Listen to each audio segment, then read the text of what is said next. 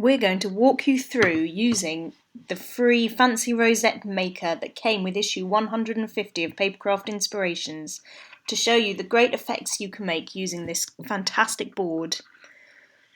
We recommend beginners start using pattern paper that measures 4.5 centimetres by 15 centimetres. Here's a strip I've cut to that size. I want to use the blue side on my rosette, so I'm starting by placing that face down on the board. The pattern paper you can see here is the back, the reverse of this pattern paper. You want to line this strip up with the edge of your board. There's a line along the middle that will help you place it, as well as a line along the side. We're going to begin doing the actual scoring on the board by scoring the vertical lines on both sides of the board. If you look, you're using a paper at a size that means you can still see the notches at the end of each of these strips.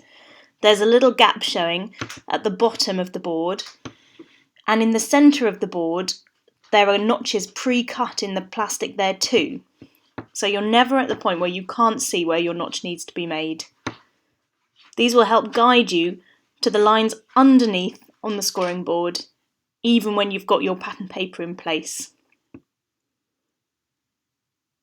I'm completing all the vertical lines on the board.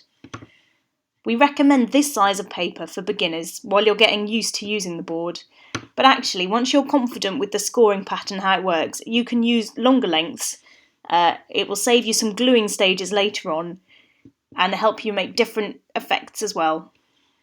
Okay, so now that all the vertical score lines have been made, so you can see here, the paper is still lined up to the edge and the middle panel in the board. I'm going to go back and complete these zigzag bits that sit between the two sets of vertical lines. Use the notch in the raised edge of the board to help you place the first one, and then just using my scoring tool to go along and create all the zigzag lines running between the two sets of lines on this side of the board. Once you've filled in the zigzags, your paper will look like this. Lift it up and turn around the board. Then you want to flip the paper over. You'll see that the long side of the board lines up with the longer score lines that you made on the other side, and the shorter score lines will line up with the shorter lines on this side of the scoring board. Using the same method as before, the strip can still butt up against the raised side edge and the raised central panel in the board. And once it's in place, you want to go through and score the remaining vertical lines. You'll notice that these lines seem to match up with the score lines that you made on the other side of the board. So it'll feel like you're completing a line. But on this side of the board, you're scoring inwards, whereas the line that's already in place that you scored on the other side will be scored outwards. This is important when you're making your mountain and valley folds to assemble the rosette, because you want to follow the score lines. So you need to make sure that you're following the board and using it in this way. The board will guide you, so don't worry. Once you've completed all the vertical scores, your paper will look like this. Now you want to start gently pinching the long side score lines on your fancy rosette. If you work on an area of just about an inch and pinch in and up the mountain and valley folds, following the direction of the score lines that you made to show you whether that bit of paper needs to go inwards or come upwards.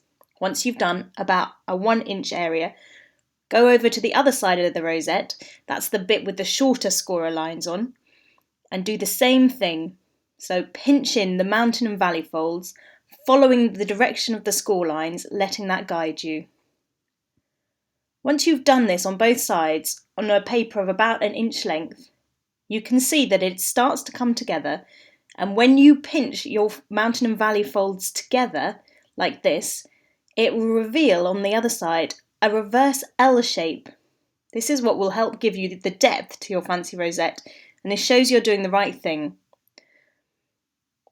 Once you've done your first inch, go back and repeat again for the second inch, starting on the longer side, pinching in the mountain and valley folds, and starting to make the fancy rosette come together. Continue working along the rosette in this way, until you have made all the mountain and valley folds on both sides and you've got a complete little L ready to go. To make a complete fancy rosette, if you're working with the 4.5cm by 15cm strips, you'll need to repeat this so that you have 2 finished scored and folded strips ready to make your fancy rosette. Once you're comfortable using the board though, there's no need to keep doing these 2 separate strips. You can just move your paper along and score on the one strip to save one of your gluing stages. Here we have our 2 4.5 by 15cm strips, both scored and folded as we've seen before. And now, to make our fancy rosette, we need to glue these 2 pieces together. For this, you line up the long edge of one of the fancy rosette halves. You want to put the glue on the reverse side of the paper, so it's the paper that you're not going to have on show in your final card. Just apply a liberal layer of glue. You want to securely fix them together.